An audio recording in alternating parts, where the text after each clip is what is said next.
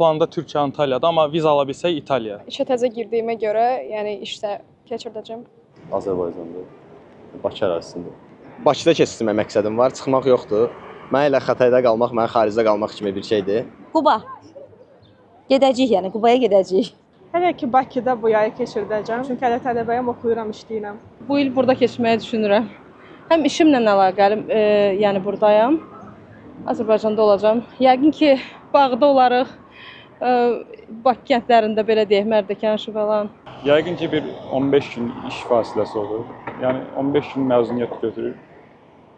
Gedirib rayonlara gedərik yəqin ki, və yaxud da hansısa bir ölkəyə bir həftəlik, 4 günlük, 5 günlük getmək imkanımız olar. Avropada olar, Türkiyədə olar, Gürcüstanda olar.